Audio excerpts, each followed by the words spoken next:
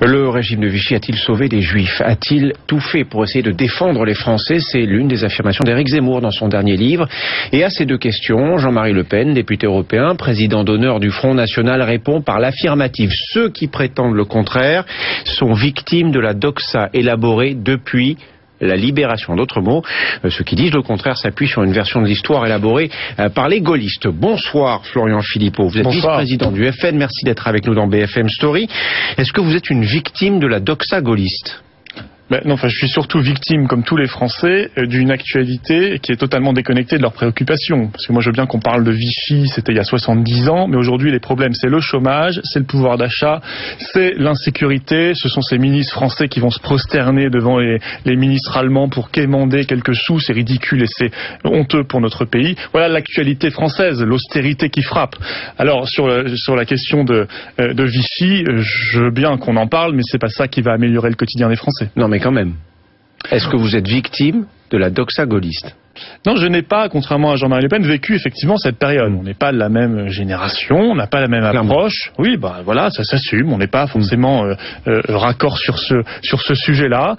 Moi, je considère que c'est la France qui doit être réhabilitée et que le régime de Vichy n'était pas la France.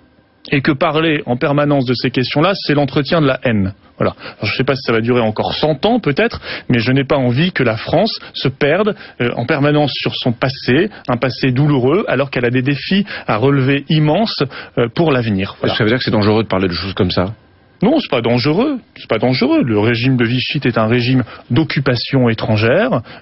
C'était une excroissance de l'Allemagne nazie qui occupait la France. Mais la France était ailleurs. Voilà, la France était parmi ses résistants. Elle était à Londres, elle était dans l'Empire français et elle a été déclarée vainqueur de la Seconde Guerre mondiale. Ça, c'est l'histoire. Donc, est-ce qu'aujourd'hui dire que le régime de Vichy a tout fait pour sauver les Juifs, excusez-moi, et aider les Français, c'est une forme finalement de négationnisme? Non, c'est pas une forme de négationnisme. Sur l'histoire peut se discuter, mais je considère moi, vous savez, je suis fidèle à l'ordonnance du 9 août 1944, qui est toujours en vigueur. Les articles 1 et 2 frappent d'inexistence juridique le régime de Vichy, disent en même temps que la République française n'a jamais cessé d'exister, mais qu'elle n'était pas à Vichy. C'est ça la France. Alors c'est la position française d'ailleurs qui a été perpétuée jusqu'à Jacques Chirac, qui lui a rompu cet équilibre qui était important. Résultat, aujourd'hui, nous en permanence, nous sommes dans ces polémiques, ces débats qui font pas avancer le pays. Voilà, mais ces débats, ils viennent aussi de chez vous. Est-ce que ça vous exaspère? En l'occurrence, ils viennent pas de chez nous. Ils viennent de 5 lignes d'un livre de 400 ou 500 pages d'Éric Zemmour, qui est fort intéressant par ailleurs. Jean-Marie Le Pen Éric Zemmour écrit des choses fort intéressantes par ailleurs sur l'immigration, sur l'Europe, sur le patriotisme. Oui, sur ces points de vue. De ce point de vue-là, il est proche du Front National. Il défend comme nous le patriotisme français, la souveraineté nationale et l'arrêt de l'immigration et les frontières. C'est une évidence. Mais sur ce genre de débat, voilà, moi j'ai dit ma position, très claire. Oui, je suis gaulliste et j'en suis fier, mais on n'est pas obligé d'être gaulliste pour être au Front National. Il suffit d'aimer son pays et de croire en lui, de croire en la nation. Mais je dis aussi, les Français ont d'autres préoccupations immenses dans leur vie quotidienne. C'est de notre devoir de les entendre et d'y apporter une solution. Non, mais ce que vous dites, c'est justement pour ça que je vous pose la question, c'est qu'on a l'impression que ça vous agace un peu quand même quand, voilà, on est au...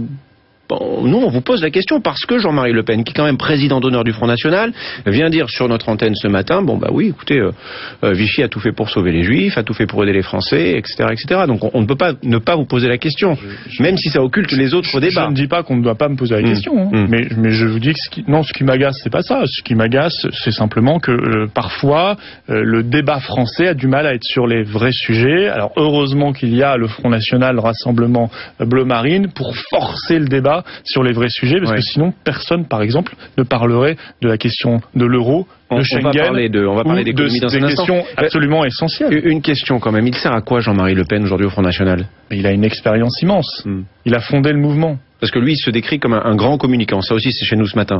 C'est votre avis? Il a un don de communication évident, sinon il serait pas là, je ne sais pas combien, 50 ou 60 ans après le début de sa carrière politique. Ça, c'est une évidence et personne ne lui retirera cela. Il a son expérience. Après, on peut avoir des points de divergence. Ça arrive, on est dans un parti politique, on n'est pas une secte, et je crois que le débat fait avancer justement le mouvement sur ces questions-là, comme sur d'autres. Un mot quand même de l'actualité du jour, de l'autre actualité du jour, cette visite des représentants français de l'économie, Michel Sapin et Emmanuel Macron, qui sont en Allemagne pour essayer de faire avancer les choses pour la France, pour l'Allemagne aussi visiblement, puisque c'est une sorte d'accord donnant-donnant qui est en train de se dessiner entre nos deux pays. Qu'est-ce que vous en pensez? Alors l'accord donnant-donnant, ce que vous dites, c'est la France fait 50 milliards d'euros d'austérité en plus, l'Allemagne investit 50 milliards. Donc c'est-à-dire que, et pensez-vous que l'Allemagne va aller investir en France? Non, l'Allemagne va investir en Allemagne. Après, pour l'emploi allemand, pour l'industrie allemande, mettre de l'huile dans le moteur. C'est évidemment un jeu de dupes au seul bénéfice de l'Allemagne, comme d'habitude d'ailleurs dans la construction européenne depuis des années, ça se fait au bénéfice exclusif de l'Allemagne. Il serait temps qu'on le comprenne. Les Français, eux, l'ont compris, mais les dirigeants continuent de se soumettre. Vous avez dit que c'est dans l'intérêt de la France, mais quand j'écoute M. Sapin ou M. Macron, ils parlent jamais de la France.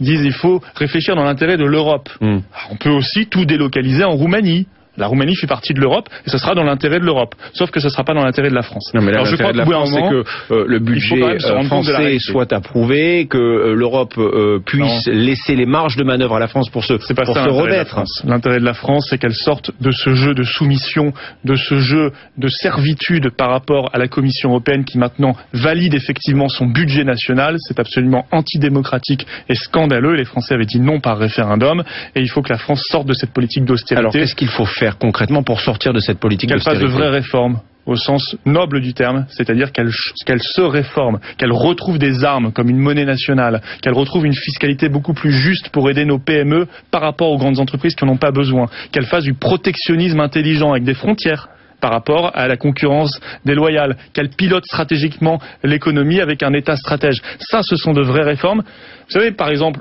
Madame Royal évoque l'idée, comme le Front National, elle nous a copié, d'une taxe pour les camions étrangers. Mais M. Valls tout de suite lui rappelle la vérité. C'est interdit.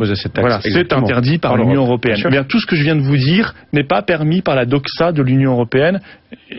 C'est une catastrophe. Parce que avancer, c'est aussi négocier. Vous le savez aussi. Oui, mais là, on n'avance pas. L'Union européenne n'avance pas. On recule. On a moins de croissance que les autres et on a moins d'emplois que les autres. Alors, c'est pas une avancée, c'est une reculade permanente cette Union européenne. Il serait temps, là aussi, de changer. Merci Florian Philippot d'être venu sur ce plateau pour nous éclairer sur tout ça.